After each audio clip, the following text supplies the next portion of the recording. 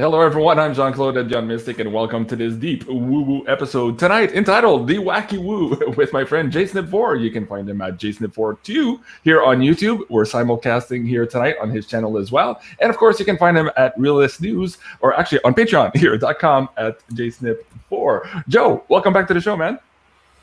Why, thank you. I'm just checking mine to make sure mine's going too. Yeah, it is. Yep. Okay.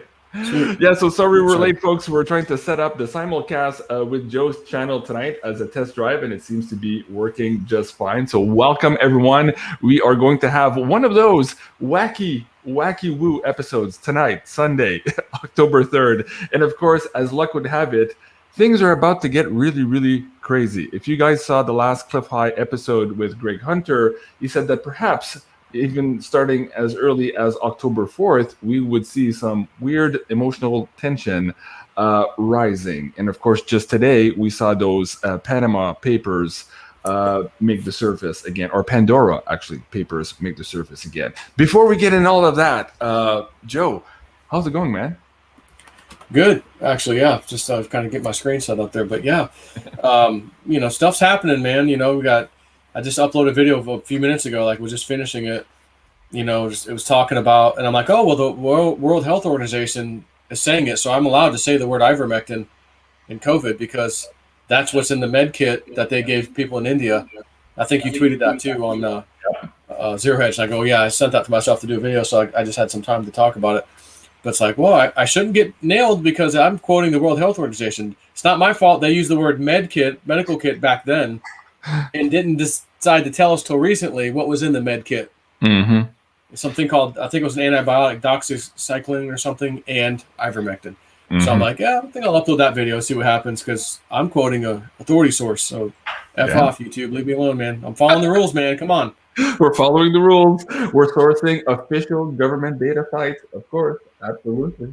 Oh, man, this is getting crazy. There's a lot of things I wish we could talk about here on this episode, but more and more revelations are coming out with that story. And I'm just like, I'm hearing it here in Normie World too. Sarah and I went to dinner with friends yesterday at the restaurant, which are like not asleep, but not awake, And the things that they were saying all of a sudden this week were like, whoa. Like, people just, they're getting it. Like everybody's getting it at a different level. Like some of them are in the deep. And here's one of the things I said in my video. I just literally just uploaded. I said, okay, every single thing they try to amplify. Trump did this. Oh my God, he should be taken down. 25th Amendment. He accidentally slipped on a piece of water. And then Biden slips 3 times badly up the thing. Like every little thing they tried to throw a dart at Trump. Yeah. They've thrown it 10 times harder at Biden to make you go, oh, God, that was worse. So you mean like the 400 executive orders compared to 12? Or? Yeah, exactly. Yeah. Like, it's the same thing in Australia, New South Wales. There's some backroom dealing money, and potentially the money had to do with the payoff from the pharmaceutical companies like Pfizer and Moderna. And like, oh, my gosh. And she's the one pushing the vaccine. That's conspiracy, Joe. No. So, again, where there's smoke, there's fire. So if she's one, how many others, right? Yeah. All this is happening. If these people are in control, the bad guys, if they're really in control, this would not be a news story. Her stepping down, no chance of it. Even if she got caught, I'm not stepping down. I got a job to do. I got to keep people safe and make sure you get your vaccine. I'm not leaving. No, she said, I don't want to, but I have to, is what she said. I don't want to, but I'm forced to. I have to. I'm really curious. Like, I'd love to be a fly in the wall. The 5 minutes before she went out and made that speech. Like, think of the stress and what was really going on in her mind. Oh, man. And the thing is, too, as we're seeing this, I'm assuming we're going to see this over and over and over and over again to a certain point where there's going to be 20 a day of these people resigning and doing the mea culpa or just getting out of the screen. Like, I think we're just on that wave now. Like, this could be the tipping point here. So if we'll say you're friends, because that's a lot of people. Yeah. You were just shocked. Whoa, hey, look at what they're talking about. Cool. Yeah. So let's go back to the FDA. Gigantic tweet, made headlines around the world. You're not a horse. You're not a cow. Stop it. Referring to taking ivermectin. A dewormer. We have a virus thing here. Why are you taking, stop. Just stop it, as they say. So Everybody who's a normie, let's say, saw that. My wife even had somebody in a Facebook group she was in about this stuff. Oh my God, why did you take horse medicine? She goes, well, I contacted a human doctor and he gave me a human thing, whatever, ivermectin. Not for horses. It's a human drug too. They didn't even know this was ever for humans. Mm-hmm. Much less it's been around for decades for humans, by the way. Right. And tested with very little to no side effects. Exactly. Right. Yeah. So I'm that person, the person who messes my wife, your friends, other friends of ours, right? And I remember that FDA story, boy. And I remember messaging Evelyn, why are you taking horse paste? What? And now I just heard the World Health Organization were giving out ivermectin through medical kits. They refused to say what it was at the time back in May. Mm-hmm. And we've been dealing with this thing for months now. And they had a 99% cases dropped of COVID cases in India, in this particular province or whatever. Mm-hmm. Imagine that. What are the odds of that, though? Yeah, a few weeks. So, again, I happen to hear this all of a sudden now because now it's a mainstream media. MSN had an even report on it. Yeah. And I'm going to go, horse paste? They were giving out the horse. Well, what the hell? And now I'm going to go find out, well, what is ivermectin? I'm actually going to finally do the research. What the hell is this stuff? Mm-hmm. Well, it's been around for decades. It's been, oh, wow. So, again, a seed was planted in someone's brain. It has now blossomed into a little seedling or sapling, if you will, if it's a tree. Yep. And you go out to dinner with your friend, and all of a sudden there's little trees growing. Hey, man, what's going on? What's going on? So this is a mastermind operation to take one thing that all the leftists, all the normies pounce on it. They like a tiger. And then all of a sudden, just a little bit of time goes by. Yeah, we hear you guys. Yeah. And then bang! The walk of shame. And mainstream's reporting it. Politico, remember that one? Politico's reporting this thing about Hunter Biden's. The laptop stuff is real. The emails are real. Oh my God. Right. But wait a minute. Joe, I need to interrupt you, man. Yeah. This is the Wacky Woo, and it's Sunday, and I thought maybe something really, really wacky would happen, and of course we have somebody else in the live stream let me get my magic eight ball. What's on the magic eight ball? Wacky Woo. Is this special guest Cliff High? I don't know. Should I check? Hold on a second here. Without a doubt. Show me the I don't know if I can. Hold on. Here we go. See if you can see that. The light's right on it. I'm trying to move it. Without a doubt. I see it. Well, there you go, folks. See? It's official. It has to be here. Let me bring him up on the screen. Mr. Cliff High. Where did he go? He's not there. There he is. I'm down here. Hang on. Cliff, how's it going, man? Well, I was doing fine until that. Oh my God, thank you so much for joining us, Cliff. And folks, if you want to follow Cliff's work, you can find him at bitchute.com/Cliff_High. You can also find him on Twitter at Cliff High. Cliff, thank you so much for being on. I know you're extremely busy and you've been pumping out amazing material here, man, all year, but recently in the last couple of months, you've just been on a tear. And I wanted to share with the audience also the last interview you just did with a Greg Hunter. And perhaps we can start there. When you were last on this show, I asked you to talk about devolution and the overrule. We won't repeat that here today. But in your last interview with Craig, you got into the concept here of the breakdown woo. Can you spend maybe 2-3 minutes here to explain to the audience what you mean by the breakdown woo and where we are situated right now in that data? Well, we're breaking down everywhere. Okay, so just like Joe was saying, it's a mental breakdown on all of these little different levels, no matter where you happen to have your interest fixed. So basically, at a high level thing, it's all human attention market. And in order to disrupt the normies and get devolution really marching along in the form of a counterinsurgency, all the normies need to be disrupted, but the only way to disrupt the normies is by their area of interest. So as Joe was saying, there's those people that are fixated on this particular thing, and you get that little ivermectin worm in there, and you've destroyed their paradigm and all of that, and so they get disrupted, right? There's other people that are fixated on the economics, and so now I see there's this kid out there with this new song that's going viral about what shitty economy it is. The rap kid? The rap kid, yeah. Yeah, he's good too, you know. I mean, really, not only musically, but linguistically, it was just really well done and well timed. So, you know, we're really recreating a lot of the old things that they used to see in ancient Rome all the way through the Byzantine Empire, which was the reliance on rhetoric and oratory, and that if you were a good orator, you could, you know, woo the crowd and end up a senator, that sort of thing, right? Right. And so here we are, but we're doing it with these kids, and very, very, very talented. And you know, there's the new McDonald's song out. I haven't seen that yet. But yeah, so that's breaking down in all of these different facets, and it depends on where you fix your attention. So it's really a bitch. It's not like we all have a mono focus that you can zero in on and disrupt, and then everybody's done. It's got to do all of this stuff, and we're in the midst of it. I mean, I know this personally. We've got near relatives attempting to get into the hospital. Okay, so there's a giant breakdown here.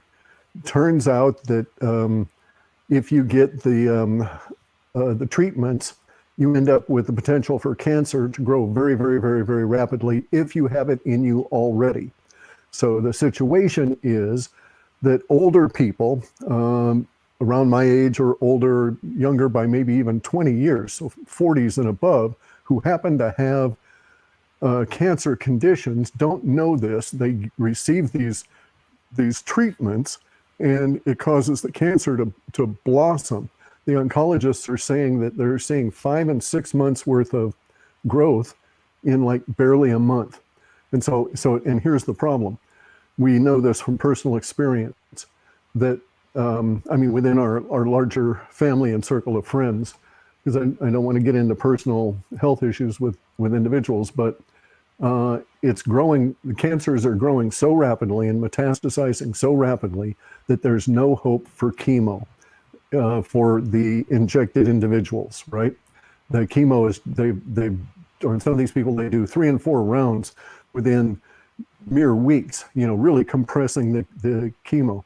And they can't do MRIs. They can't do magnetic imaging. They can't do anything that involves magnetics. So these people that have the cancer show up to get the cancer diagnosis, have all of these impediments into them now because of the situation with the, you know, the structured paradigm and all of that. Plus now the hospitals are all clogged up by, so we have a person that needs to get in for surgery for cancer because the chemo is just not going to happen, right? It's not going to work. And there was no hope for that anyway. Chemotherapy is just bogus in the beginning. Most doctors won't take it. An astonishing, like 90% of doctors that get cancer diagnoses refuse chemo. But in any event, there were like 5 people ahead of this one individual that I'm referencing here to get a bed.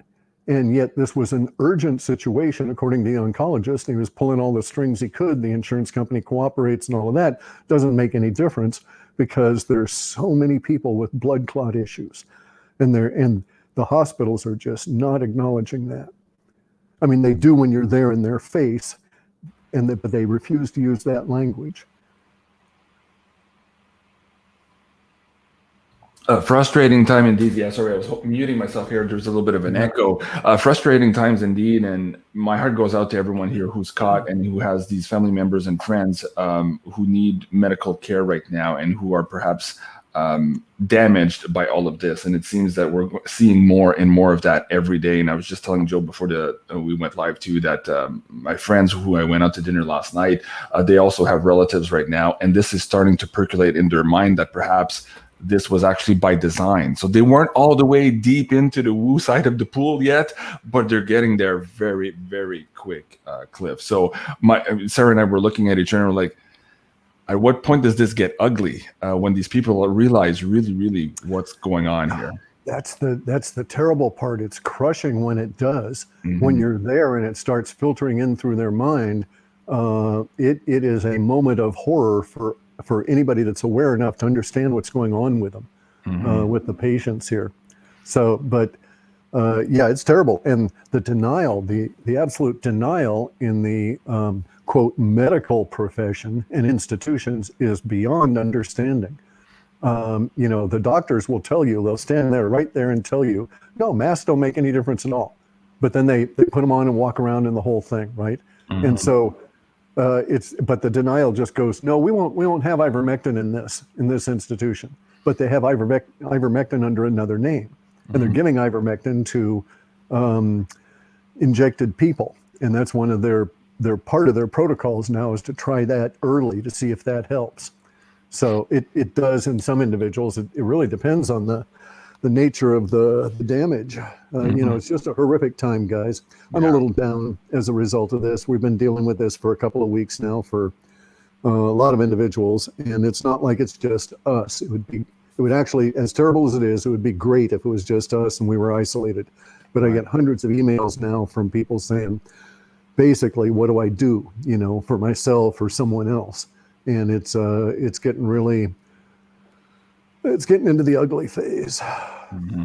Absolutely. Now, Cliff, you mentioned, I don't know if you want to get into this or how you were structuring this, JC, but one of the things Cliff had tweeted, I think, or maybe even mentioned in a video, was like, it was something like, you know, October 1st or like middle of October, by November, like your normie friends will be here, but then by November they'll be like, can you talk a little bit about that?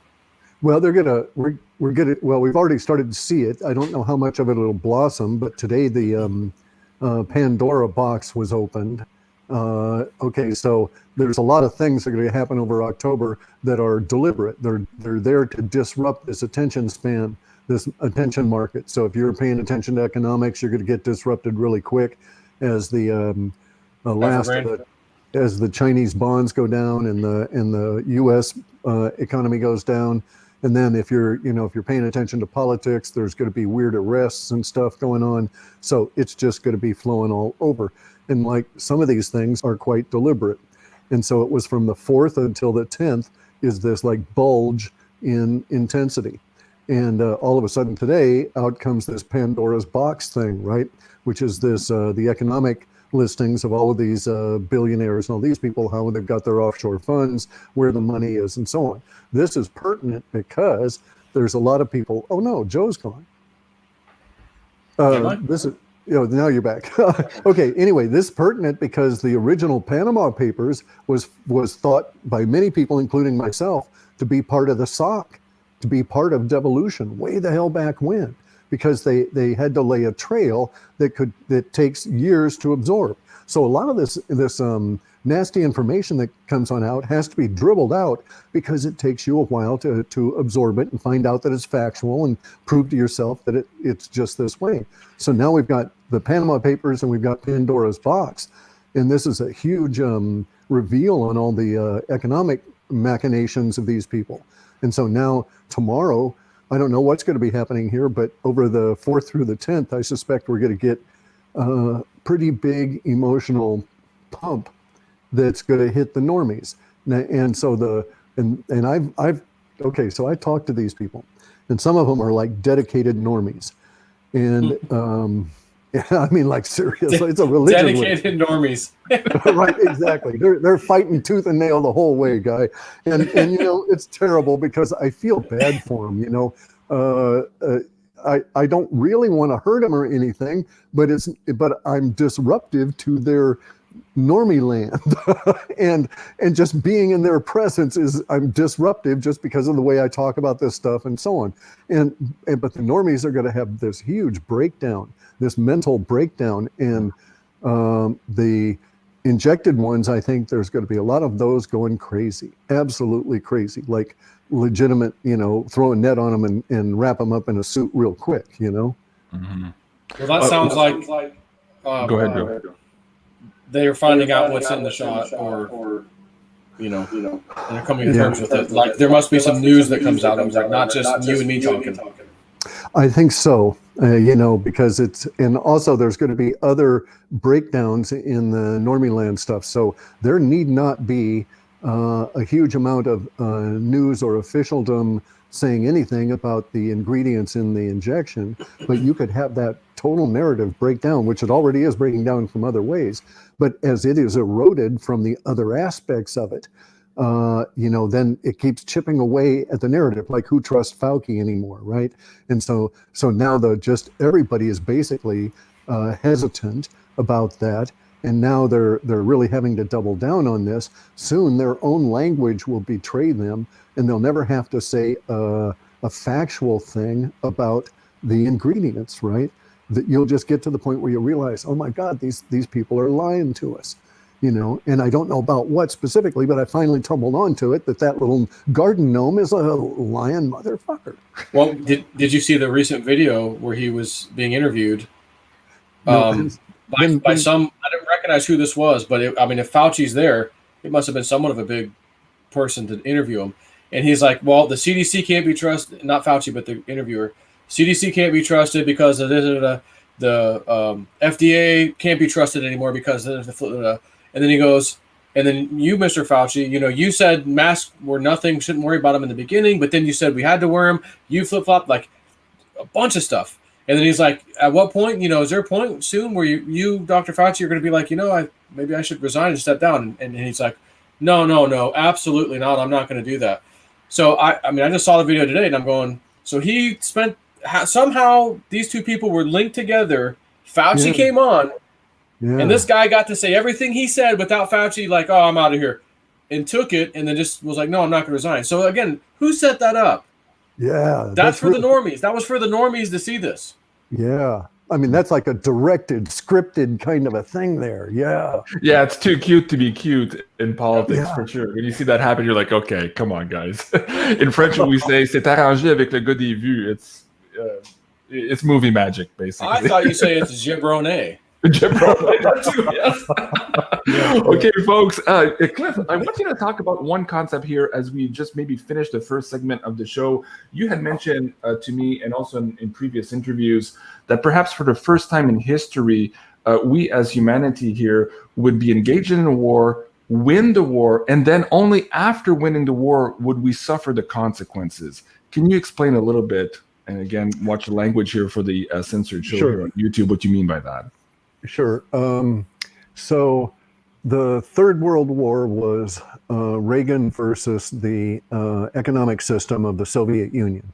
And America, via Reagan's initiative, wins that war, and we become the superpower. The fourth, that was World War III.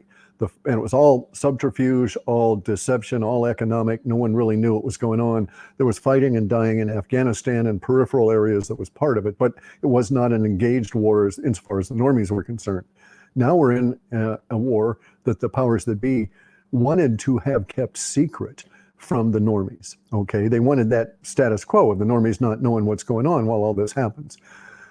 But that war is, as the powers that be said, so like the World Economic Forum and all these kind of people, as early as, or as recent as 9 years ago, were discussing the Fourth World War would be the populace against the ruling class. And so all of their stuff is from the ruling class viewpoint. So we're engaged in that war now, and we win by the mere acknowledgement that that war is ongoing in the minds of the normies, because that changes their behavior, changes everything, all the dynamics that the powers that be, the deep state, requires to prosecute that war, to continue that war. So if it can be elevated to the point where the normies grasp that there are these evil people, they're capable of doing this, they've been doing this, it's ongoing now, you're the victim, et cetera, that in fact, and lead them all up to the point where, look, it is actually a war, and they've been telling you they want to do this to you, and then they get that, their behavior will start to change, and then they're no longer a participatory victim in this. Because, okay, so the guys at the top are psychopaths surrounded by sociopaths. In both cases, the psychopaths don't require it, but they would like to have it. But sociopaths, which is the muscle for the psychopaths at the top, they require willing victims. So they require your participation in your own victimhood. This goes down to the root of them having to tell you ahead of time, kind of crud, right? What evil plots they're going to be doing. So that all we have to do is to get the normies to wake up to the point where they don't participate in their own victimhood anymore, and the whole narrative collapses. So as an instance, Catherine Austin Fitts said that she knows a way to bring them to their knees in a single period of time. It might be a day, it might be a week, but it's going to be very, very short. And that all we have to do is get 30% of the population to turn off their cell phone and leave it at home and don't use it anymore. Okay, and that breaks off all of this conditioning, that breaks their power, all of the stuff they use, because they're trying to use those cell phones to control you through all of the apps and the barcodes and all of this kind of stuff. If 30% of the population does not participate, the other 70% also has to not participate because the network has broken down to the point where it's useless for one guy in a restaurant to be using the barcode thing to try and get people in and out, right? Makes sense. And then also another thing about the cell phones is that if you get someone to do this on your behalf, like scan a barcode and stuff for you, all of it registers on their ID and not on you. And you get the pass on it, so to speak, right? Mm-hmm. And another thing about this is I'm hearing bribery works great. That there's a lot of these restaurants now that you just go on in and say, they ask for your passport and you bring out some cash. And here's my passport. You know, and that maitre d', he seats you right away. Wow, that's fascinating. The lawyer Rocco Galati was saying that the statistics here in Ontario, in our province, the day they instituted those paperwork requirements, most businesses, including restaurants and hotels, dropped traffic by 50%. So that wasn't just from the people who don't believe in this, but also people who had gotten the treatment before. So there's a huge pushback. And again, we were at the restaurant this Saturday night. I was like, where is everybody? It was like very, very empty. Of course, we were outside in the segregated area, you know. It's like we're living segregation here. Okay, thank you for that. I really appreciate that clip. I think that brings us up to speed here on all of your latest videos. Of course, Joe and I were interested in having this conversation with you tonight to maybe go back to go forward. So in that we meant Joe and I had been very, how do I say, extreme students of your WebBot data, the Alta reports, and also the Bare Naked Wealth. And we found quite a few temporal markers in there that were of interest to us. And we wanted to kind of have this conversation with you to see where perhaps those sit today and if they're still valid or not. And if they are, where do you see them moving out here in the next couple of months? Because a lot of people on the show are worried about what's happening. This is perhaps the biggest question I get on my show. JC, ask Janine, ask this, ask the remote viewer guys, what's going to happen next week? We're all kind of like trying to pull teeth here to try to figure out what the hell's happening in our world. So folks, before we start, so Joe, you had sent me at least 5 questions for Cliff tonight. Let me let you start maybe with your first question. And while you do that, I'm also going to direct the audience here to all of those Alta reports and Bare Naked Wealth reports. I have them now in zip file. Cliff sent them to me yesterday so that you guys can download those for free on the website and follow along with us, and perhaps also include that in your repertoire of study here as you try to empower yourself with what's happening on this planet. So Joe, let's start with your first question. All right, let me pull that up real quick. So I first thing, actually the first one, Cliff, you remember, I don't know the name of this individual or this thing. It was like Uncle Cousin or Uncle's, remember that one? Uncle something? Sure. What was that? You mean Cousin Alexi? Yeah, that's it. Yeah. Is that out of the loop now, or is there anything with that these days?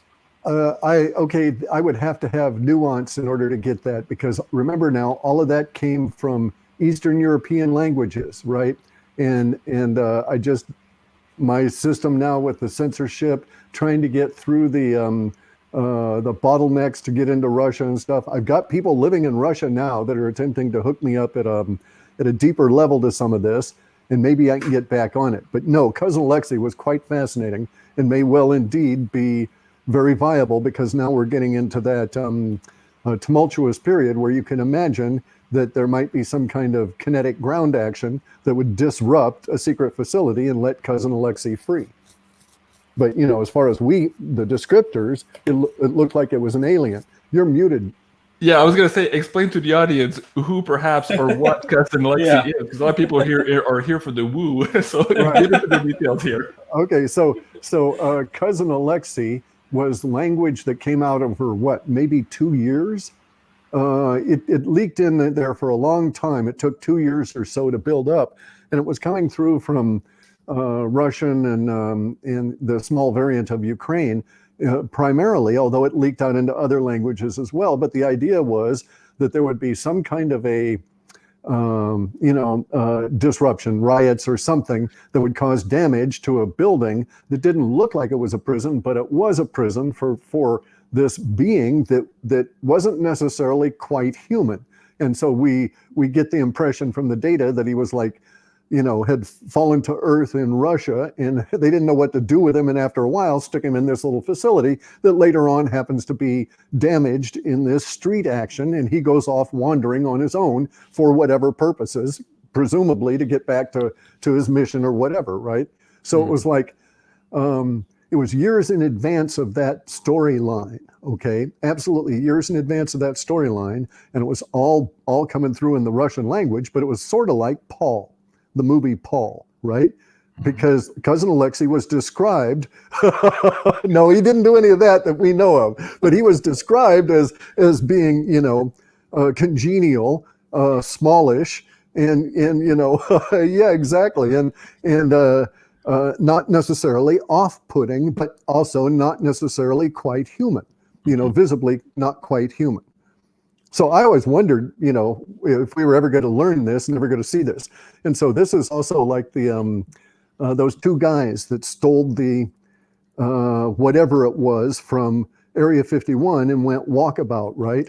And so I had some contact with a guy who had an official government passport, a couple of them, right? And he was both gray and brown in his passports. So he had some real serious clearances. And he told me flat out that, I know about those guys and they got caught. And he said, I don't know what happened to them after they got caught, but they were caught in Africa. So, but this was perhaps 2 or 3 years after that. And I was not in a position to ask him about Cousin Alexei, but I bet you he would know. Wow, that's fascinating. Joe, maybe skip to the fourth question. It ties into this a little bit here about facilities maybe breaking into. Ask Cliff the question about the Vatican and what perhaps you might find there. Yeah, so the Vatican getting looted, you had big data on that, guards fighting protesters, they want food or something. And the thing is, like I'm when he asked me to come up with like 5 things, I go, I don't know where the hell Cousin Alexei thing came from, but I'm like, I got to ask about it for some reason. So maybe we are getting close to that. But I thought, well, we're having, whether these are real or manufactured shortages, doesn't matter. If that happens and people are looking for food, I can see a massive setup right now for the Vatican thing getting looted. Also, they just have got the Swiss guards deciding they're starting to resign because they don't want to get injected. And so 3 of them went today. I hear there's another 30, and they're not that large of a little army, but I hear there's another 30 that are considering this. So yeah, so you're quite right. And then there's also something really curious. And I just happened to have this guy tell me, and he sent me some photos, but there is a back wall to the Vatican on the lower, it would be the lower southeast side of the Vatican complex that's in the process of being repaired. So there was apparently a car or a truck that smashed it and they had to work on it. So it's got a hole in it at the moment and it's got covered with chain link fence and stuff. So I can see that would be a spot that this could occur. Now that would be the loot coming out of that would just be fantastic. It's going to be the equivalent or more perhaps than the stuff that'll come out of Maryland and Delaware when we get our food riots and stuff happening here. And sure enough, we're going to have those food riots. Now it's baked in the cake, especially in a lot of these cities. We've got all these trucks here. So there's maybe 2 or 3 major semi-truck repair places along the I-5 corridor here in North Puget Sound. And they've got trucks stacked up there where they can't fit any more in. They've got these narrow little slices between all of the parked trucks to get their equipment to move in new trucks for repairs. And they're just sitting there waiting on parts. One of the key parts that the one guy is telling me is holding up a lot of the trucks he's got in his yard. He's down south on I-5, down past in Lewis County. And one of the problems he's got are these linkages, because apparently this particular linkage gets the crap beat out of it with these trucks. And they have to repair them quite frequently, unlike the drive linkages on your car, right? Anyway, and he says he's been promised that they'll ship next March. And he says, I'm not holding my breath. And so, he won't have any new parts for this until next March. And so I asked him, are they just going to sit there, the trucks, I mean? And he says, yeah, there's nothing else we can do. I just got a newsletter from Chrysler last week, and they're saying, we want your vehicle. They're scrounging everywhere for used vehicles and paying top dollar. Is this connected to perhaps a campaign to refabricate or to collect old car parts here to address that nature? Yeah, it's a campaign driven by economics. So my wife's not in a position to drive anymore. Her car had sat for a while. It was like a 2005 Lexus, right? And the battery had gone dead here because of the salt air and so on. And so we just decided that we would get rid of this car since she wasn't driving it. It was just sitting around. And so I looked into what it would take to repair it, and it would take, the guy checked it out for me and so on, and it would take 2 of these 3 boards that are in there, 2 control boards, in order to get this car working again. And he didn't know which of the 3. He knew 2 of them were bad, but he didn't know out of the 3 which 2 it was, right? So he said the safest thing to do would be to try to get 1 of each of them, and then you're covered. And so the cost on it was quite fantastic. But even so, it was like one of the boards was $200 or $300 a couple of years ago. It's a little tiny thing, and now it's $1,200. Another one of these boards was $2,000 or something a few years ago, and now it's $8,000. Anyway, though, so the upshot of all of this is that we decided not to mess with it. It wasn't worth it for this vehicle for us, but the guy was just desperate to get his hands on it so that he could strip all of the useful parts out of this Lexus for other Lexus vehicles that he's repairing. And so, there would be no electronics that he could have used out of this, but there was all the other stuff. And so they go into, we're starting to recover. I mean, in my youth, when I repaired vehicles, I went to wrecking yards to pick parts. I didn't go to a parts store until I was quite advanced in age, maybe in my late 20s, because wrecking yards, you just go and buy a used part, haul it out of the old vehicle and put it in, and off you go. It was just the nature of cars back then that you could do this, far less electronics, really. Now we're in the situation, though, where we've got to get the parts because we're not getting them in shipments from overseas. And how does that tie in also to an older WebBot data set where you were talking about this character that would show up? I believe you called her Demolition Dana. How does that set up also in the same context here of these shortages that we have now? After the turn, kids like Demolition Dana are put to work. So it might be a couple of years before we see her showing up. It might be next year. I don't know how fast things will happen once we get this emotional turn. Could happen very rapidly, surprisingly so.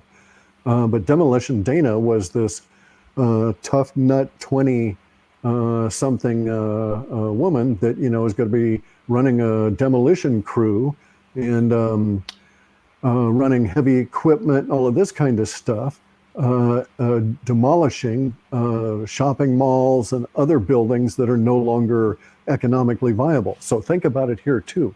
Okay, so we're going to be we're hitting in Europe now, especially in England, we're hitting these energy crises. Well, pretty soon, if you don't have the appropriate form of energy, you're not going there. In other words, we may have an energy crisis and it becomes impossible to pump gasoline where you're at. And so if you have a diesel vehicle, you're okay. Or if you have an electric vehicle, you're okay. Or vice versa and so on, right? But it'll really depend on what's going to happen for the greater economy as to how you're able to move around.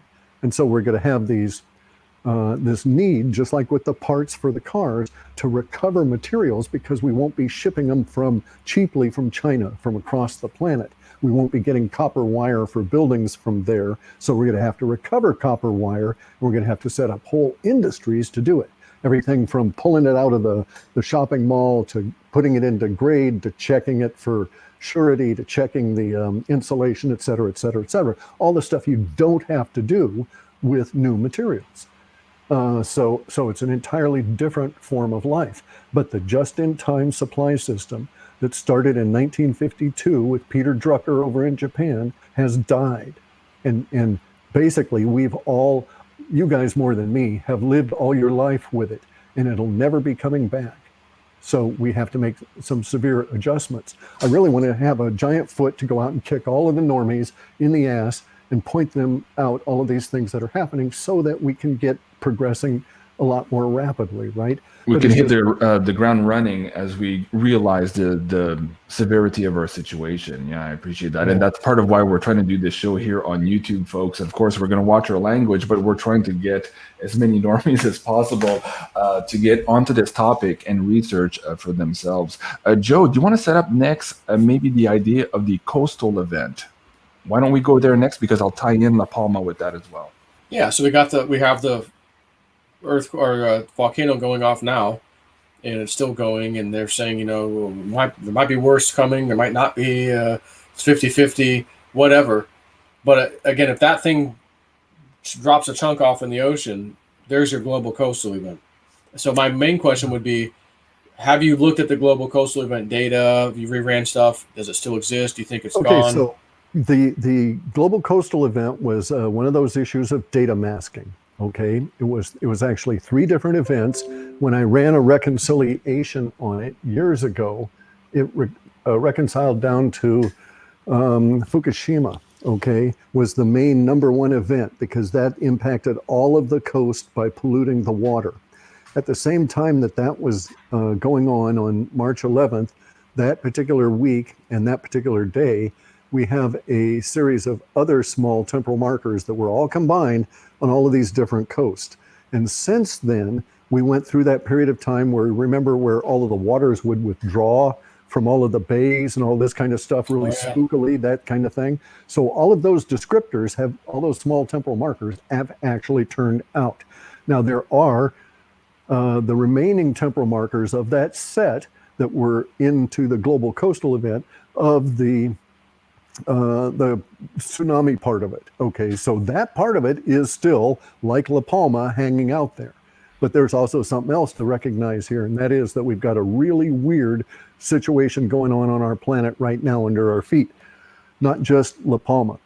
There's major earthquakes and volcanoes going off in Central America, cracking the volcanoes in half and spewing lava on both sides, and gas eruptions. In a way that hasn't been seen in this area before. These gas eruptions are weird because they form the plasma lightning as the ionized gas boils out of the lava. Anyway, and then we've got this weirdness happening in Australia, geologically. And that is that Australia is having earthquakes. Now, this can't happen, okay? Because technically, you can't have an earthquake on a single plate that's isolated. And Australia is the pinnacle. It's the top of a giant mountain that is on its own plate. It used to be connected a long time ago to India, and it was the Australia-India plate at that point. But now it's just Australia on that single plate. So that where is the earthquake potential coming from, where supposedly the tectonic plates are all rubbing with each other that causes the stuff underneath our feet to move that we then feel as an earthquake? But yet the parts of Australia are moving and causing issues, but they're not moving the way that we have earthquakes here in like California or the US, where the buildings sway and there's this rumble and all these different kinds of things. What's happening appears to be a sudden burst of energy. Okay, so now woo-woo side of this is that I've been expecting an expansion event. All right, and so a potential expansion event would be the cracking of the Australian plate. Giant. Now that would cause the kind of tsunamis and stuff over on the Pacific Ocean that would infill the temporal markers for the global coastal event, because La Palma is not going to be global. All right, it's going to have an impact in the Atlantic Ocean and in the North Ocean, ultimately in the Arctic and down into the South Atlantic, but it'll fade long before it gets down to even the just past the Amazon. It'll start fading because of the deepness of the Atlantic Ocean there. So no, it's not going to cause any problems in the Pacific or any of those kind of things. Plus, it takes a long time for this sort of stuff to move through the water. However, I can envision that we're in an expansion event now based on what's going on with the sun and stuff. And so the expansion event would happen by a confluence of La Palma to Central America to Antarctica, and it would be an absorption of all of this energy in the core of the planet and the expansion of the Earth that would crack open Central America, crack open La Palma, and crack open Australia. Now, whether Australia would actually separate, highly unlikely, but it might crack into at least two distinct plates. And we've had two of these never had happened before earthquake events happen in Australia. And the people there have never had earthquakes, but they know of earthquakes in the other parts of the world. But just being normies, they just accepted that it was okay for Australia to have earthquakes. I was really freaked out. Yeah, and is this expansion event related anyhow to some of the wordings from old Webbot reports where you were talking about these strange energies from space and maybe this affecting also all the tectonic plate activities here on the planet?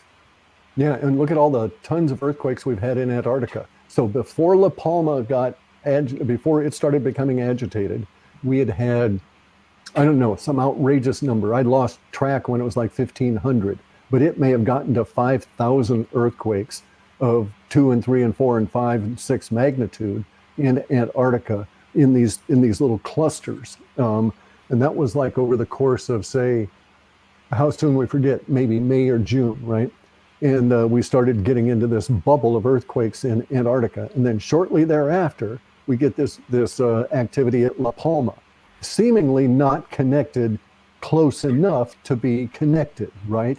However, if we're on a large ball that has a small central ball of plasma that is absorbing these cosmic rays and energies from space that have been causing all the wonkiness in the atmosphere and so on, when it expands, we expand and the planet cracks along the points of least resistance, right? Those places that are easier to crack are going to show up this way. And this is usually along the bottom of the ocean because that's where it's thinnest. If you go and check things, if you go and look at the age of rocks and stuff in the continents, it's X billion years old. If you go and look at the age of rocks at the very bottom of the ocean, at the deepest parts of the ocean, it's 600 million years old. So the bottom of the ocean is continually opening up and new material coming on out as the planet expands. There are no subduction zones. That's a myth. Okay, that's a misunderstanding of the evidence because the planet has been more than one size. It keeps growing. And so I think because of the solidity and the shape of the Australia-Indonesian part of the continent, because Australia and Indonesia used to be one big landmass when the water was lower. And you could walk all the way down Indonesia and get into Australia and back. I think we're going to separate Australia from the Indonesian part of that plate and may even crack the Australian plate. Wow. as hopefully that would actually be the best of all the possibilities, because that way La Palma keeps erupting, but it doesn't explode. And the volcanoes in Central America keep erupting and they don't explode, but the pressure is released on the planet over in Australia.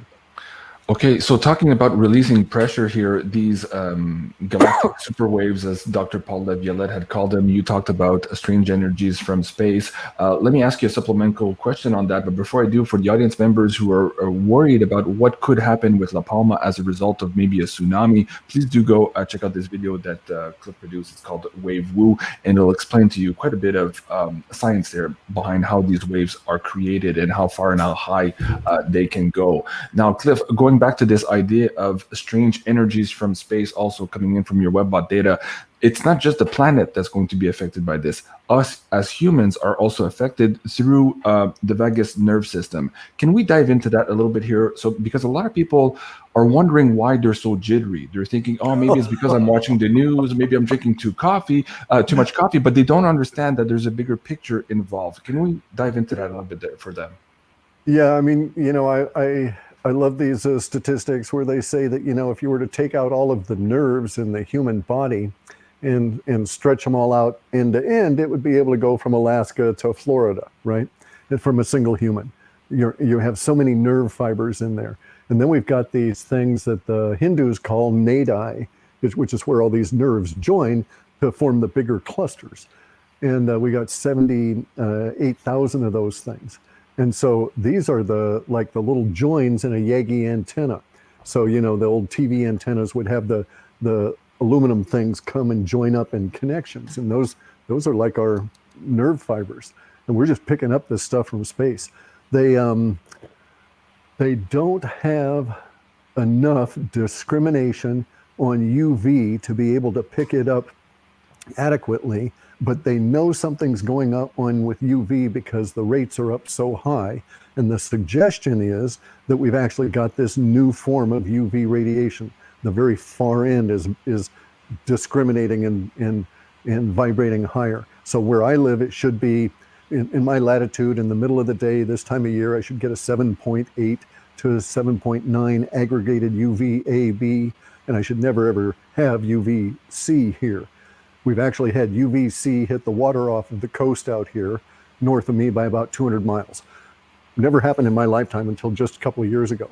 And then now I'm getting pretty consistently 13 readings, 13, 14, 15, even had as high as 17 UV. That's the kind of UV rays where up here, if I'm driving around in my vehicle and I've got my window rolled down, I will burn on any exposed flesh here in the course of just driving a half an hour to, or an hour to go get groceries, that sort of thing. Really intense UV. So, is that why boat makers are also trying to reposition maybe the metals in their construction? Yeah, especially in like areas in Florida. I happen to know a kid that got into this material. It's a thermoplastic. It's a thermal-resistant plastic. And he's making a fortune because he did up until China started, up until the shortages. But he was making a fortune going around and refitting boats with basically insulation for all of that nice stainless steel that's exposed in all of the yacht yards there in Florida, right? Because it gets so hot, people are burning themselves on that stuff. And they were starting to expand into thin little insulated mats of this same thermoplastic to put on the decking, because I guess the decking is getting so hot you can't walk around in like bare feet. Wow, incredible. Go back, Cliff, before we finish on this topic on the vagus nerve system and perhaps how people can empower themselves to adjust and roll with the punches here as they're being faced with higher and higher energy charges going through their bodies and their nervous system. Yeah. Part of the problem is we have two energy systems, right? You got the adrenal system and then the vagus nervous system. So the vagus nervous system connects to all of the major organs, connects to all of the glands in the head, connects to all of the major glands in the body. It does not connect to the lymph glands. So I'm talking about the pineal gland and the thyroid gland. These kind of things are connected to the vagus nervous system, but it does not connect to the adrenal gland and its subunits. But it does connect to the pancreas. So you have the adrenal gland capable of pumping out adrenaline, all the endorphins to power you up and get you moving, but those all degrade your body in terms of energy. So they bring in destruction of the nervous tissue, actually, if you get too much adrenaline and keep it up too long. So you basically need your vagus system to be pumping up the energy to get you moving and so forth. But our vagus nervous system and our adrenal system are both being impacted by the strange energies from space. Problem is, the adrenal system just loves it and wants to just get going and wiring you all up, and it's doing cortisol too.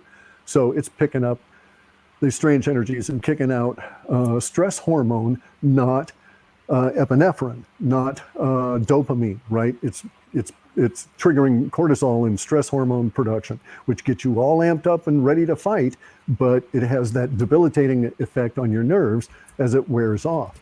And that's what people are feeling. I stopped drinking coffee, got me that bad.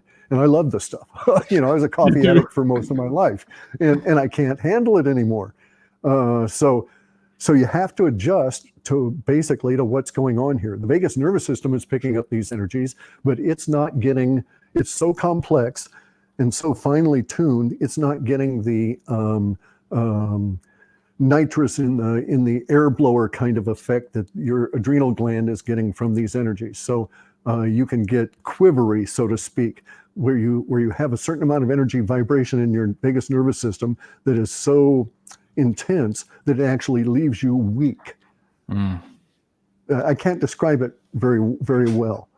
Wow. But a lot of people are reacting to it, and so you have to adjust your diet, have to adjust your exposure to it. So you can do grounding, get a more iron-rich diet so that you're not anemic, because iron in the form of ferritin in your system forms an interconnection electrical process for grounding, for allowing the charge to flow through you. And basically that's what you have to do. Now, it is true that if you go out and get the sun on your body, on your torso, and you sun yourself and sun your balls, you actually will get a grounding effect from the red light. Bear in mind that we're all exposed to blue light, which never used to exist. In our experience, blue light was extremely rare before the introduction of these technologies. And now we're all drowning in it. It causes depression and changes your mood and all of this kind of thing.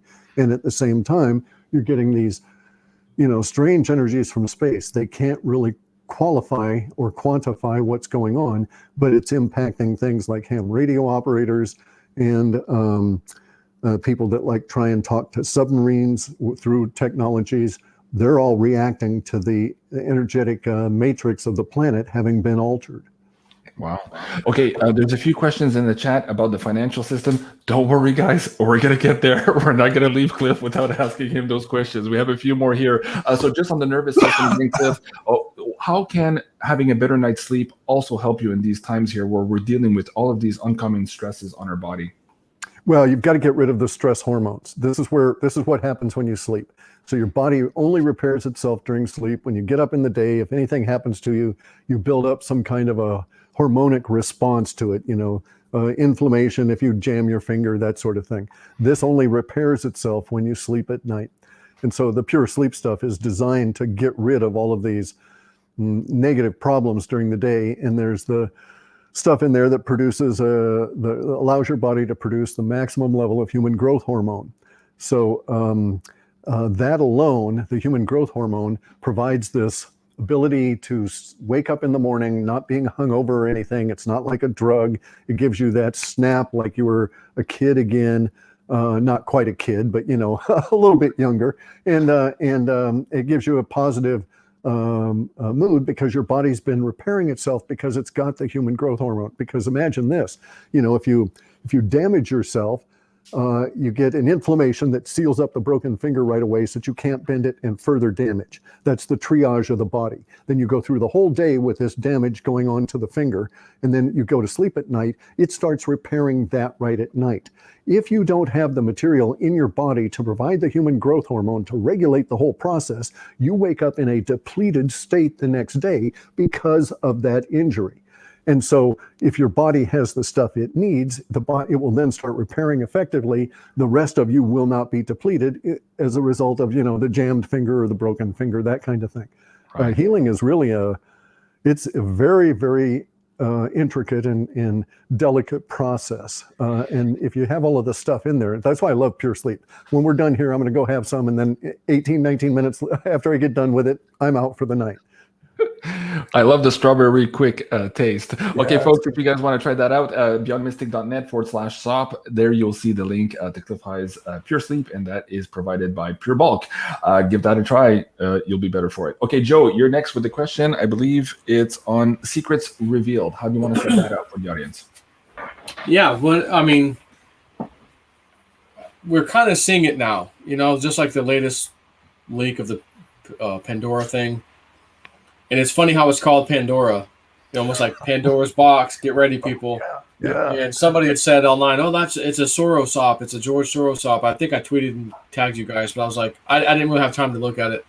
But I thought, well, I guess it could be, but maybe they're just using it to take your attention over here, or are there really big names? Because I'm seeing former prime ministers, and I don't know if Soros would do that, but I don't know, but I wouldn't think he would. The Secrets Revealed is the most exciting part of all of this, because they've been lying to us for so long. The secrets are so deep and they go back so far. It's going to be great to know this stuff. Mm-hmm. The Pandora's box is just like, in my opinion, it's just like the Panama Papers. There was actually a lot of damage that came out as a result of the Panama Papers, and a lot of changes in how things were done in the financial arena. Now with this Pandora's box, it's showing how many of these people have been basically bribed by Soros or whoever. So I don't see Soros as being, you can say that, yeah, he's cagey enough that they might leak stuff out in order to burn a particular person, right? But would they burn all their friends in order to get this one individual? So it's awful hard to reconcile that as a motivation for it. But this part here, all of the secrets revealed, the break-in for the Vatican, ultimately the break-in in somewhere in Maryland, Delaware area, as we get into these food riots, it's going to be pretty fantastic. And also we're going to have those people that are going to get the secrets revealed by selling them, because they're working in the holes in the ground and they're not going to get paid here at the end of the month as all this stuff comes down. I mean, we're seeing it here too, by the way. Who's beeping that? That's not me. Oh, I don't know what happened. I think that's yours. Okay, keep going. Sorry about that, guys. That's all right. But I would say we're seeing some of this stuff come out now in the interaction with the hospital and trying to get people in, and how the system is breaking down relative to the finances, because of the finances that's all under contracts between the hospital and the insurance companies. And the insurance companies gets a bill, but they only pay a certain fraction of it, et cetera, et cetera. And they're actually having supply shortages at a lot of the hospitals around here. Yeah, and even I pass by all these power sports places, sell like 4-wheelers, ATVs, side-by-sides, and they always have the side-by-sides outside, the bad, fast ones, all this stuff lifted. And I go by there now, and it's some little jabroni bikes outside. I'm like, well, maybe it's just this one store. Maybe it's just this one Polaris dealer. And then I go to another city over here, Lakeland. Sometimes it's this great restaurant out there. So we drive by the other day, me and my wife, let's go over there and eat.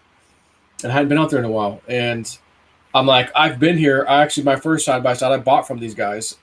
And they have a big inventory. So I go by there, and it's the same thing. I'm like, where the hell's all their shit? There's barely anything out here. So, it's like the supply line everywhere. There's an issue, with everything. Same with trailers. I was looking at whether it's an enclosed trailer, aluminum trailer, whatever. It's the same thing. RVs. There's a list a mile long for new RVs. But while we were talking about Pandora, I'm going, ding dong, Cliff's number 888. But I just thought while you were talking, let me go to the message board that shall not be named, letter of the alphabet, and let me just do a search for the word Pandora. Yeah. So I find a certain post, 4888, October 18th, 2020. New York Post article, Hunter Biden reportedly also had business ties in Kazakhstan. Subpoena all of Hunter Biden's financial records, death blow, Pandora's political elite box. And then they had another post a few days later, another interesting number of mine, October 22nd, 22 of 2020. And they have a Fox News thing. Jim Hunter, it says Jim Hunter Biden China joint venture key domestic contacts for phase 1 target projects. Harris, Democrat, California. Well, that sounds like Kamala Harris. Yeah. Senate Minority Leader Chuck Schumer. I had a dream about him and Pelosi, about backs against the wall the other day. Amy Klobuchar, Dianne Feinstein, Senator Gillibrand, Andrew Cuomo, Bill de Blasio, former Virginia Governor Terry McAuliffe, whatever, among others. Again, political, Pandora's political elite box. Same phrase. Yeah, and only a year delta, right? Yes. It was a year ago. We're in October. So I'm like, here's the thing. That particular structure there has got a really intense time key. So it pays, and here's some things. Okay, so there's the Delta variant, which the use of the word, and where is the current newest construction on a courthouse for the Dot Mills going on, and what is the name of that camp? On a certain Cuban area? Correct, Camp Delta, right? Mm-hmm. And so what is Delta? Delta is the measurement of distance. And so we have this curious thing where there are deltas within the structure of that language that pertain to now, and it's a fuzzy set theoretic math that can be applied to it. So there's a whole lot of pronouncements with a 1, 2, 3 year delta that affect now. There are also laterally a bunch of 1 year deltas that are all interrelated that are showing up now. And so you can go horizontally or vertically to tie together structures of the language to remove further information if you want. Wow. It's just really is intense. I mean, it's like the best in cipher and code structuring without getting any kind of a software involved, at least in terms of decoding at our level. Right. That's fascinating. Let me ask you a supplemental on Joe's question about secrets revealed. In one of your last interviews, you talked about this big unearthing that would come up sometime in October. And then you also tied in this idea of having this media casualty. And now Joe's talking about October 18 from this old post. Does that tie in with the time frame of what you're seeing also? Yeah, I don't know about what the media casualty is going to be. That's reasonably more recent in terms of language. But the October is just going to be filled with the stuff. The unearthing may indeed be, it might be, for instance, the breaking into the Vatican, right? We could have that happen in October. We could have it happen that they break into this place in Delaware and bring up these secrets. All different kinds of stuff is coming out. We also have, coincidentally, our friends, I don't know if it's accidental or not, our friends getting that shape videoed that on the truck, on the trailer. Okay, the ones that's too small for you and I to go fishing on. Correct. That thing is that was no accident. Okay, they don't allow accidents to occur that about that kind of stuff, so it was deliberate that should be revealed now. And it may be deliberate because it's part of the SOC in its negotiations or threats against other players in what's going on, right? So things are so complex, I can't rule that out, but I'm certain that this was not an accidental reveal of a new kind of a technology. Those accidental reveals happened in the past, and then they clamped it down really, really hard. And ever since then, we've not really had anything that was accidental. When they brought out all of the stealth technology, it was intended that be brought out at that particular time, because that was part of the Reagan Star Wars initiative to force the Russians to spend money they didn't have and thus end up bankrupting their own currency as part of that deal. So all of this stuff's all interconnected. It's just a very complex world, guys. Getting into complexity, Joe, let's get into here the death of the dollar. I did a series a couple of weeks ago entitled The Death of the Dollar. It had 10 or 12 great speakers come on the show. But ask your question here, Joe, and let's tie that in also with perhaps some of the remote viewers at Crypto Viewing and some of the things that they saw last year. Go ahead, Joe. Yeah, so death of the dollar just was another question about, I would say, how close are we? But obviously, I mean, we've got Evergrande, we've got the debt. So like feel like we're here. You know, we're knocking on the door now finally, and it's going to kind of unravel maybe over the next couple months. They bought, a little bit of time into December, but like I think you had said, doesn't really matter because there's all these, I don't know if it was bonds or just derivatives or whatever that are attached to certain things that doesn't really matter. It's going to negatively affect them now anyways. And then we have to deal with it in December. So whatever that's going to cause. So yeah, I mean, I don't know if you have much to add. Well, there's a Honda dealership in my big town here that I go in for food, and it's just like your side-by-side dealers. It's got nothing. Okay, they used to have a whole acre of cars, and now they've got a thin line along one edge of the street, and so that's part of the death of the dollar sign. We can't. We've de-dollarized. People are not taking our dollars. They're not shipping us Hondas and all this kind of stuff. Now, true, there's all of this other stuff going on, but that's contributed to the death of our dollar, or to the dollar death issue here. It's going to be really hairy that way. So if we think about the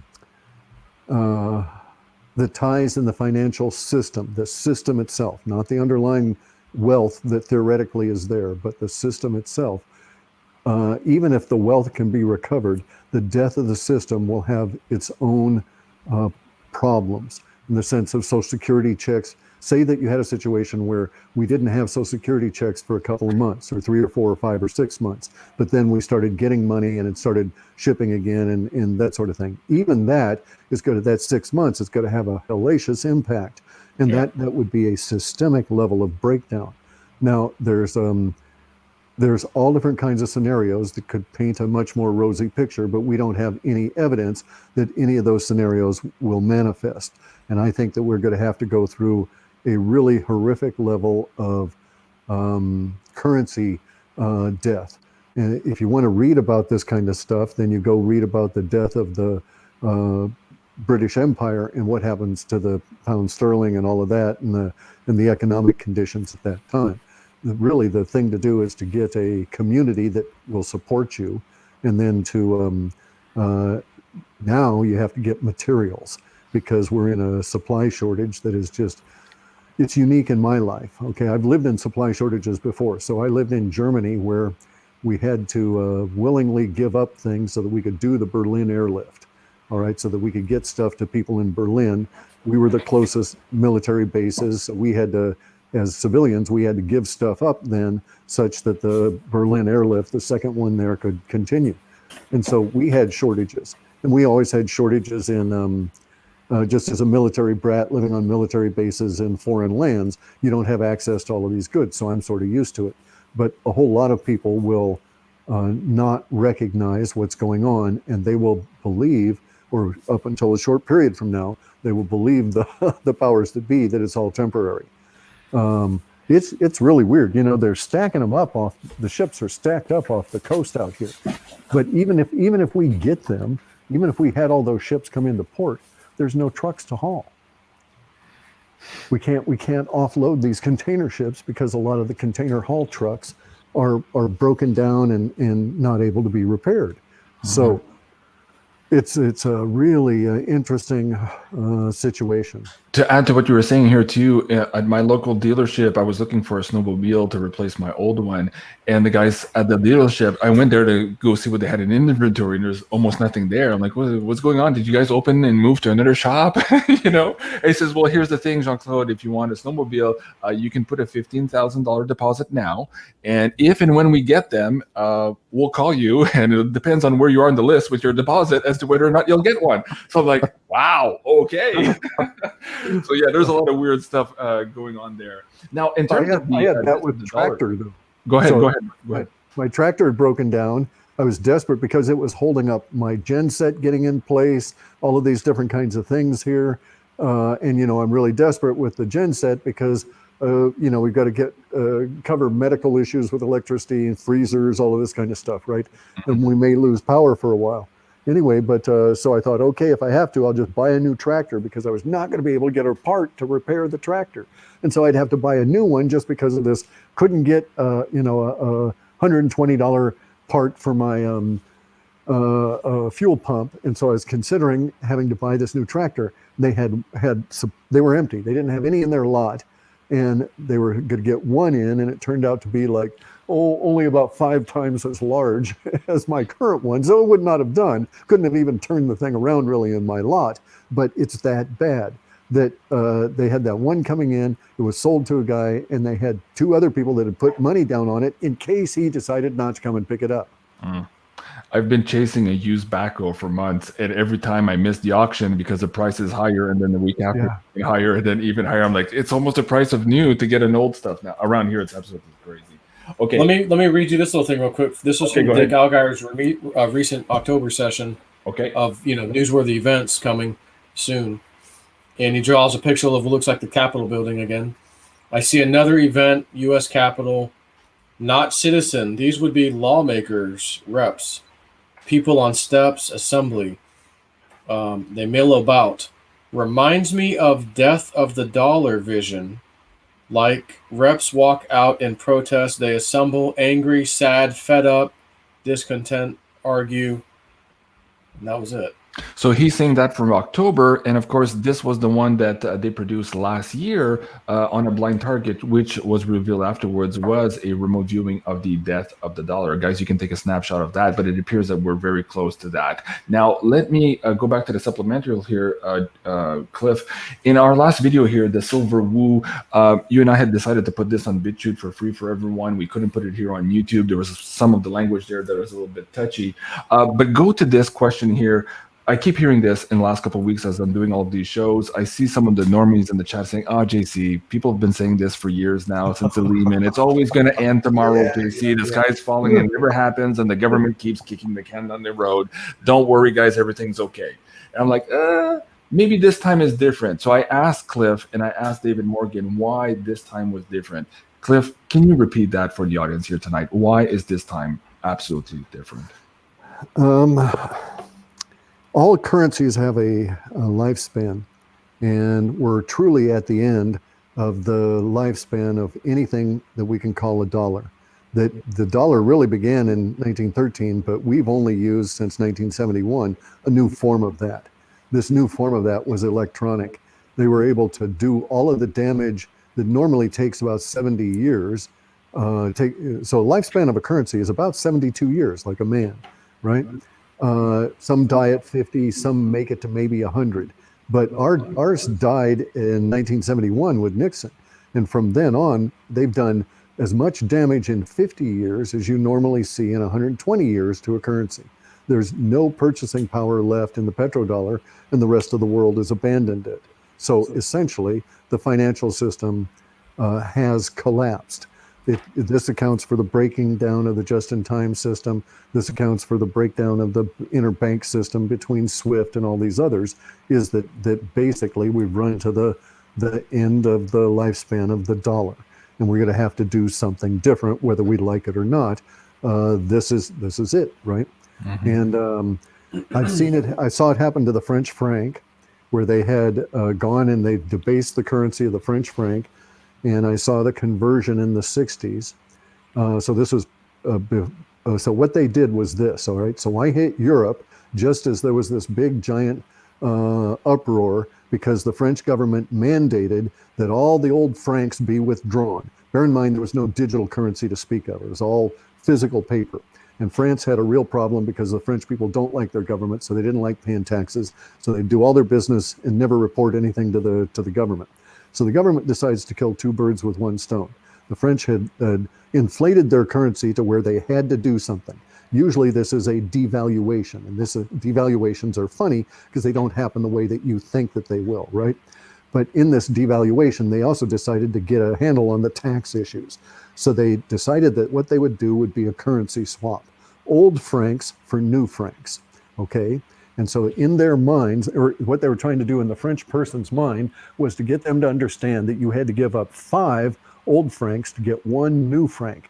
But the new franc is shiny, it's new, it has more spending value, it'll be worth more, so it's in your interest to do this, right? And so what they did was try to force out all of the hidden black market money out of the the mattresses by saying you have a deadline to do this. If you don't do this after a certain point, we won't allow the old francs to be used.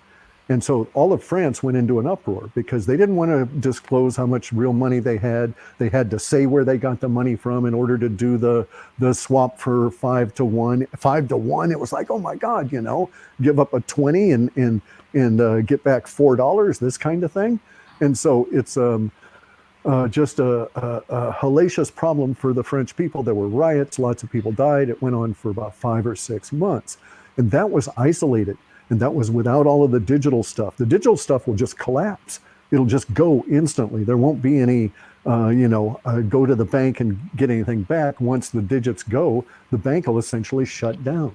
Mm-hmm. And so we're going to go through one of these periods that's going to be like the combination of the Hunt brothers trying to corner silver, the collapse of the French franc, and the collapse of Algeria. When the French went through their currency collapse, they lost their colonies. It was that violent an upheaval.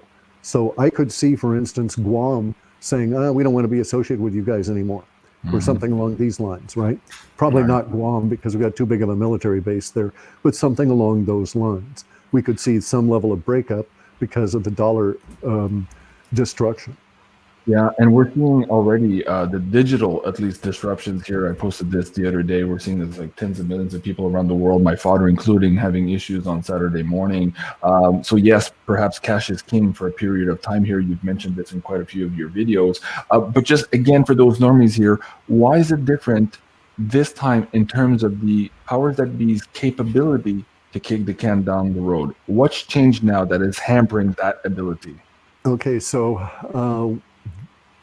the way in which they had worked their scheme was every time the currencies at a fiat level, which were all tied to the petrodollar, started getting wonky, they would introduce another layer of abstraction. Okay, so they introduced what we now call derivatives. Derivatives is a very wide, broad term, not because a bond is a derivative. Stock is really a derivative as well. But they introduced these strange, wacky derivatives and overlaid the petrodollar to keep it going through these last, since the Thatcher days, right? Because bear in mind, here's something. The petrodollar is tied to oil.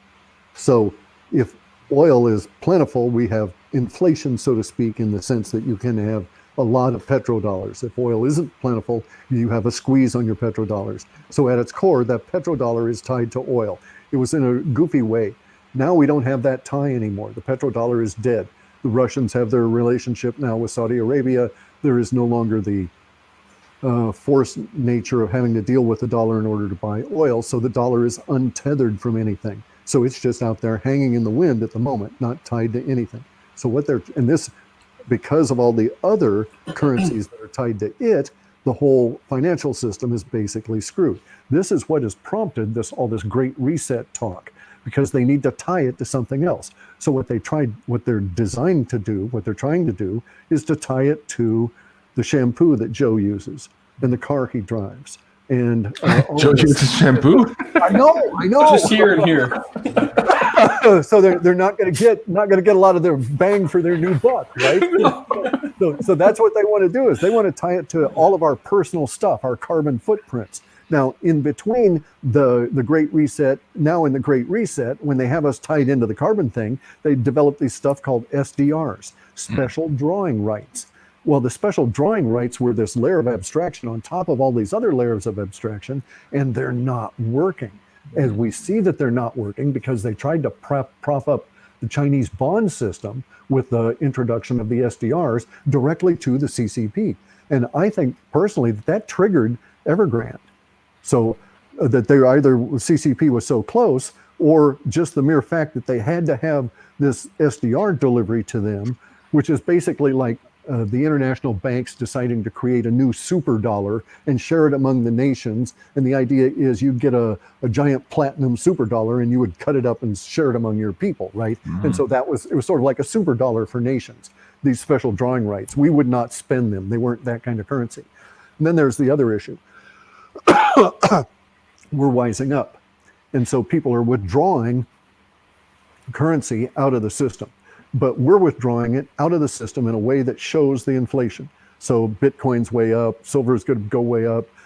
Trying to buy a new car is way up. A new snowmobile, you got to put down vast quantities of money now, et cetera, et cetera. These are all signs of the dollar death and its degradation as we're going on. But we're close to it. It's going to be just really strange. I could see that if we had the recovery of a political, or let me put it this way, it will take a political recovery within the United States in order for there to begin the process of a currency stabilization. Okay. An act of God. An act of God. Yeah, and that perhaps that ties in with the 3 resets you were talking about also. Cliff, man, there's a gazillion questions for you in the chat, and we're already long here, and I don't want to waste too much of your time, but I am going to get killed if I don't ask you at least about silver and a few crypto. So can we squeeze a few of those in, and then if you have time, we'll take some questions from the audience here. Can I just add 2 quick things just so I'm like out of the way completely? Okay, go ahead, Joe. Go ahead. So you've probably heard recently, very recently, Trump, I'm filing a lawsuit in federal court to reinstate my Twitter account. He wants his specifically Twitter account back badly. Why? So the same message board I was just talking about with the Pandora thing. Let's think about this. Here's an early post. Look to Twitter. Exactly this. Quote, "My fellow Americans, the storm is upon us. ... Whatever." He can't do that if he doesn't have a Twitter account. And he's filing a lawsuit right now in federal court to get his Twitter account back. It's all planned. It's all timed. So I'm going to throw a stone or a dart here and go, I think he's getting his account back pretty quickly so that he can make that announcement. Yeah. Because I think we're getting really, really close. And then a weird thing happened as I was like just sitting here listening, waiting to talk. I had the image of the George Bush, Papa Bush funeral with Jeb Bush, freaking out when he read the card, looking at the casket go away. And the first time I think I might have ever heard this, when we all had our opinions and what really happened, what was on the card. And I just thought for a second, okay, we know that bastard didn't die right then. Cause remember they were pushing something big off to when that happened to stop it from happening. I forget what it was now. So it's like perfect timing. George Bush died. Oh, can't do that. That's got to be put on hold, blah, blah, blah. I just had this vision of like the note said something like, "Oh, don't worry, he's really in there."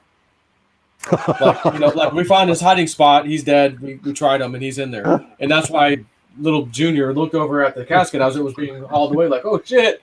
Fuck. Just a thought that came in out of nowhere. I have no idea why we're not even talking about that, but that popped in. I go, I think I just need to say that out loud for some reason. Okay, I'll say one back at you. When you said that, the idea came to me was, if it was a real joke, I would have written in there, "Don't look around now, but one of you is next." Yeah. Oh, shit. No. Or Hillary would have went.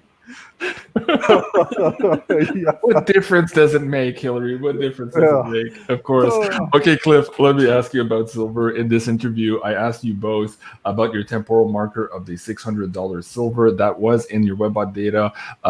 In the same report where you talked about the $64,000 Bitcoin, we've already seen the $64,000 Bitcoin this year and the predicted retrenchment. So how close are we here perhaps to hitting that $600 silver now? It could happen this month. It could happen extremely rapidly. The data sets in the description had said there would be $1 up a day, and then $2 up, and then $5, then go $20, and then off to the races. So basically, you would have like a 4-day knee before going exponential, right? Mm-hmm. And so I've been privy to some discussions by people that know what they're talking about as to various mechanisms that might be available to the Chinese to get out of their problem. Okay, so we're in a global fiat currency crises, all different kinds of fiat currencies, excepting the ruble. The ruble is stable, but the yuan is not, and the dollar is not.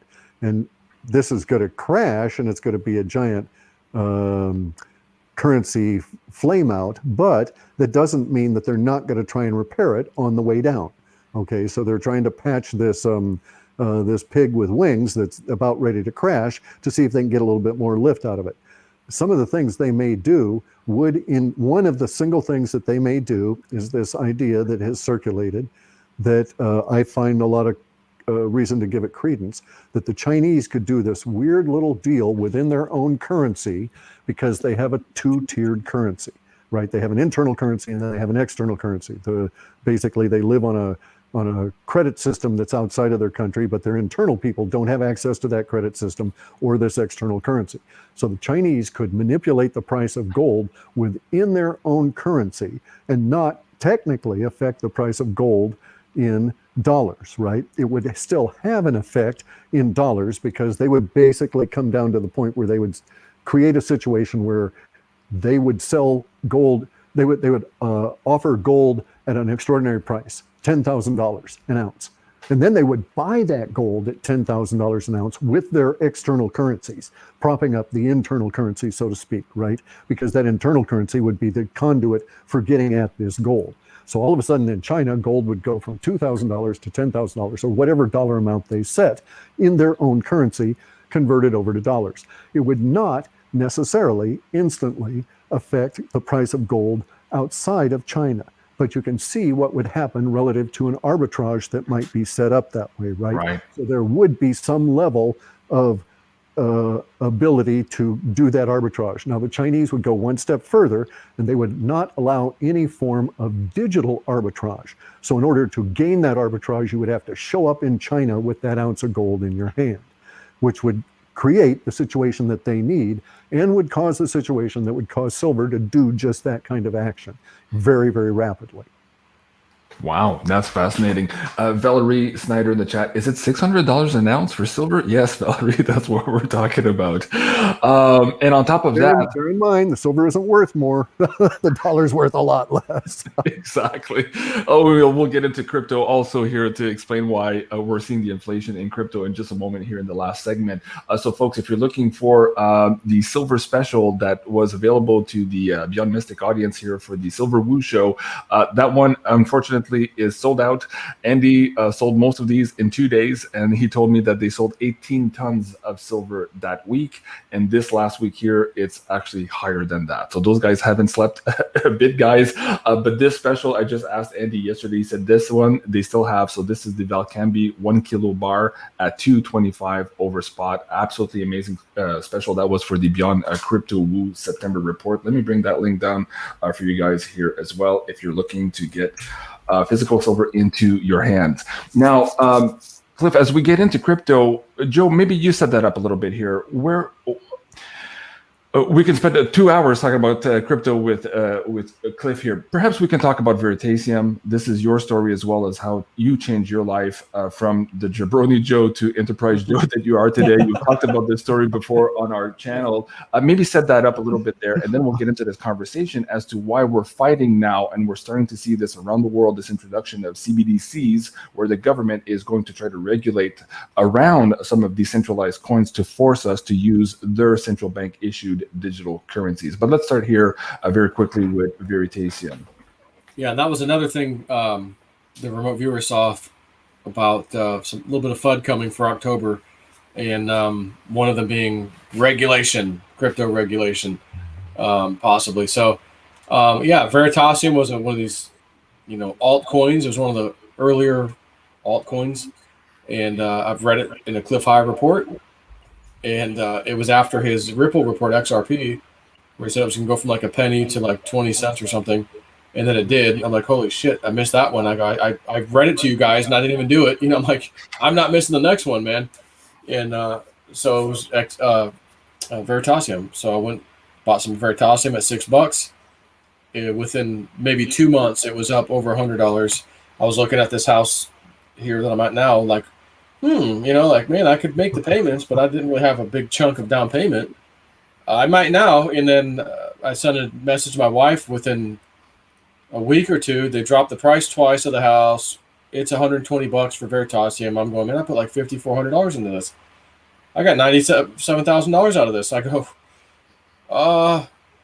Evelyn, you want to try this? I mean, they want me to put the money and leave it in the account for 60 days. So we'll just set the closing out, 90 days. And sure, done. It all worked right out perfectly. It was right around the same time where I had that little fight with the bank and they were going to foreclose. I was going to take the cash and, cash for key settlement kind of a thing. Right. They're not going to go after me for any deficiency. Like, we just want you to stop fighting. Okay. So we took the money, we ran, and they sell the loan off to another company who's now sending me letters. You owe us, you owe us. I go, no, settlement agreement. They should have never sold you that. They said they were going to foreclose. They just handed it off to you. So anyways, I waited. They did it again. I sent them a letter. They did it a third time. I go, that's it. Sent all the information to the credit rating agencies. They sent me a letter back. We got it. We're looking into it. Maybe a week later, 2 weeks later, we've looked into this. There's nothing on your report anyway, so we can't do anything. I'm like, what are you talking about? I took screenshots of everything. I go log into my account, clean as a whistle, high credit score, 700 something credit score, no history of a foreclosure. I go, not even the original one that's supposed to be on there? Nope, they wiped that too. I go, Evelyn, if this isn't a damn doorway opening to buy this house right now and take a chance, because if they come back, and it was Bank of America, if they come back and put that on there, I can't fight that because that's legit. I agreed to it. Right. They never came back. Wow. And I got the house, and the rest is history. Now the damn thing's paid off thanks to some crypto. Okay, that's a great story, Joe. Cliff, talk about your introduction to this new form of money that you saw way back when in the report, how that came to manifest in 2008, 2009, and where you think all of this is going, specifically here, this war between the centralized and the decentralized coins here that we are about to face as we're trying to fix what is now broken before us. So the data set started showing that there was going to be something wonky with the money in like the second big run, which would have been 1999. In that data set, I got the first hint that there was going to be the tech crash. So I sold the stocks that we had at that time. And I dithered around with it for a couple of weeks and then sold them. And my wife freaked out, right? Because I sold them, I think Microsoft at the time was like $111. That was the peak of the individual stock. I had like 44 of them, not very big stock holdings in any given thing, but it was our little nest egg, and I had a bunch of different kinds of stocks, so it was considerable overall. And it would have hurt to have lost it all, but I converted it all to cash and then started buying gold and silver with it because the data set said that we were going to hit this confluence of events that would cause the tech crash. And 2 weeks later, it reached its peak and then descended, and we had the big tech crash. After that, my wife said, "Oh, okay, all right, She never said you were correct. You may be crazy, but you're not wrong." Exactly. And okay, you don't have to buy them back. I could have at that time, but I wasn't interested in the stocks at that point because I realized it was not really people investing in sound fundamentals. It didn't work the way that it was advertised, blah, blah, blah. So I got off on other things and started buying, actually more equipment. I ended up buying all tons of computer equipment to support this new addiction with the WebBot stuff. But it showed me in 1999, it said that something was going to happen to the money and there was going to be a replacement, an organic kind of a replacement for the money coming out. And I thought, oh, okay, this is interesting. And I didn't know what it looked at, what the data set, it wasn't named. So I used to have this convention within the data sets that I would have this empty bracket statement that would show up whenever the logic engine was reaching for an area that there were no words defined. So it didn't come back and say undefined, but it basically told me there's something that's going to show up that there is no definition for, but there's other data supporting it. And so I knew that there was going to be this new financial thing showing up. So I was looking for Bitcoin when it showed up. I wasn't actually looking through the gaming stuff, but for instance, there were a lot of games that used internal money that were operating before Bitcoin came out. And so I thought for maybe 2003, 4, and 5, maybe it's going to be a breakout of some kind of weird gaming money that would show up and be this new system, right? But then it sort of made sense, but never really. But anyway, and then along comes the white paper, and it's quite obvious. And except for the fact that my brother died that year, and my wife had a very negative experience with surgery, and had real recovery issues, and we had all kinds of stuff going on. I would have written software to mine Bitcoin, but I did not. So I waited, and then I came across some ability to get into it again in 2007 10 through 13 and started picking up from it on that. Now, bear in mind something here, though, guys, especially Joe, Veritasium existed from the time that Reggie saw Bitcoin. So Veritasium predates Ethereum and all of the smart contracts and stuff. And so I knew when I saw Reggie's work in 2017 I started looking at it in maybe March or April, but I knew about then that this was some solid thinking here. This was some really great stuff that had extremely long leg potential. And so in spite of the trouble that he's had with the existing government, I still say that government will later on come and use Reggie's distributed finance stuff to reconcile our existing system and withdraw the stuff from the old system. So in terms of, we got to get the wealth out of the old system as it dies. And we need to have this redistribution and all these kind of things. And I asked you about the timing on that in our last interview, and you said, no. Things have to get a lot worse. Explain that to the audience here, what we're about to face here in the next couple of months before we get... Well, no, this month. Okay. So we're facing hyperinflation of the dollar. We may be facing repudiation of American debt, which would crash whole industries like insurance industries, and this kind of thing would crash. People wouldn't go to work, that sort of thing. There's a potential that the government would maybe issue checks or maybe not, but it might be that it's moot because the hyperinflation would run so rapidly at a certain point, and we're very close to that point. So pretty soon, maybe a week, 2 weeks, 3 weeks, there will be some sort of a triggering event, and we'll have a hyperinflationary event within energy here in the United States. And it may be that we'll get these hyperinflationary events in the form, in not planned form of costing more money, but total unobtainium. Okay, so you can't obtain it.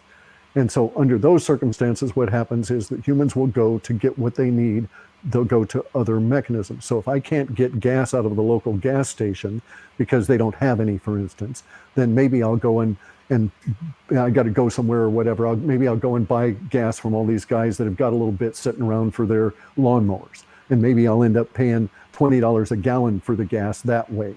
And so we see the hyperinflation show up that way, kind of thing, right? So there's going to be these events. It'll be scattered and it's not going to be ubiquitous, but it's going to be really bizarre. No matter where you are, it's going to be quite odd. Mm-hmm. And I'm of the opinion that devolution is going to keep us safe through this process. And I see the hands of devolution everywhere. And part of devolution would be reestablishing a sound and stable, trustworthy government, in which case it might be that we have some weird arrangement between the military that's going to have to clean things up and a new civilian government that'll be operating at the same time that might be headed in an interim position by somebody that we know from our past, right? Without getting into it, right? But but during that period of time, all we need is a single linchpin of cultural stability to start building back a political stability, and then we can build back a financial stability. If we get to the point where we have this political stability that's robust enough, they may be able to correct many of our financial problems now, and I would expect that they would attempt to do so by claiming retribution from China, okay, from the CCP. Because the CCP attacked us with a bioweapon, because they have attacked our institutions, because they've bribed our courts and all of these kind of things, these are all acts of war. And in war, there's rules. In fact, there's a giant big damn book over here of all the rules of war, the law of war. And we know, because of the nature of circumstances now, that the CCP is operating with the globalist, and they're attacking all the populations of the planet through the bioweapon and stuff, and through the digital manipulation of the vote and all of these kind of things. So it's a coordinated attack on the populations. At the time that the populations win, by that war busting out into the open, all the normies getting the idea, then we can go back on China and say, you owe us. Now, the CCP will not fight us physically. We've known since the 90s that they know they would be forever defeated within their own country and would cease to exist should they ever get into a kinetic war with the West or the United States. And so they will pay the retribution. They won't like it. It'll be terrible for all of the people around the whole planet. It will cause the collapse of the CCP, though, just the way that the reparations that were demanded of Germany from World War I caused the collapse of that Weimar Republic. Mm-hmm. And so we will see this happen in China. We will see their government collapse as a result of them losing this war. And they'll lose the war, as I said, when all the normies, or when a sufficient mass of the normies wake up to the fact that we are at war. And then they'll change their behavior, and then everything goes very rapidly from there. It's really amazing. When you do software programming, you sit there and you crank away and you write code for months and you test and you iterate and you test and you iterate and so on. But there's another kind of software programming which you build this little tiny thing and you build it in a core. It's really nice. It's called a neural net. And you build it what's known as a neural iota or an atom or a neuron, various different names for them. But it's just a little chunk of code. It's really tight and it interacts with a database in a specific way. And then you make replicas of this thing and you provide impetus to it to diverge in how it processes your code. And once you do that, you can create, because it's just copying them, you can copy this code and alter it very, very, very rapidly and create tons of these guys. And then you can teach the software to know its tasks, as opposed to having to write the task in the code. And so it's kind of a toss-up in a general sense. But if you've got a lot of people that have to write a lot of code, you're better off doing a neural net, because you have fewer people, they write tighter code, and you just spend longer training the code. But once that code is trained, boom, it is so fast. The speeding process of being able to replicate it is just so fast. That's the kind of thing that would happen here if we get our ducks in a row relative to this recovery. Wow, fascinating. Okay, Cliff, I'm going to come back to you in a second here and ask you for your closing arguments and words of wisdom to empower humans here as we move through these difficult times. Before I do that, I want to ask you, Joe. Joe, in the last couple of years, you've been renowned out here for helping people get into crypto, set up their wallets, get their first exchange ready and all that. And in our WebBot reports way back when, we got to some reports that explained this idea that at some point in the time here, there would be a panic to own. And we're very close to that point now. Joe, so can you explain to the audience here how you can help them out at patreon.com/JSNIP4 before we go here tonight?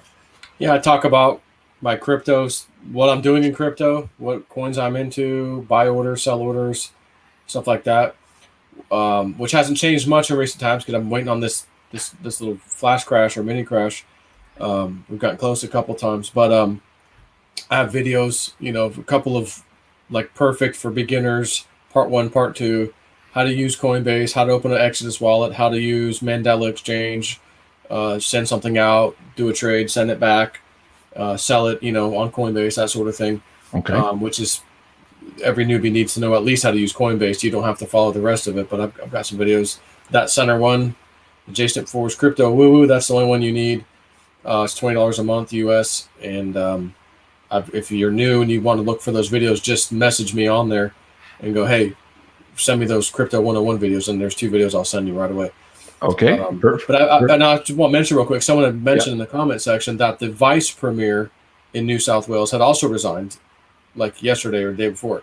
So I went and looked it up. Sure enough, not only did they resign, that it's a dude, 2 other dudes resigned with him. So the big cheese, she resigned, 3 dudes under her resigned all Friday, I think. So we're in for some fascinating times. Okay, so folks, that's patreon.com/JSNIP4, and Joe has quite a few videos there on how to get started. I know a lot of you keep emailing me. I don't have time for this. This is what JSNIP4 does best, so please go and check out JSNIP4. Now, for those of you who are looking for all of this WebBot data information that we've been talking about here tonight, Cliff was so nice to provide for us here the zip files for the 2017 Alta reports, as well as the 2018 Bare Naked Wealth reports. Those are the ones you're looking for. 16, not 18.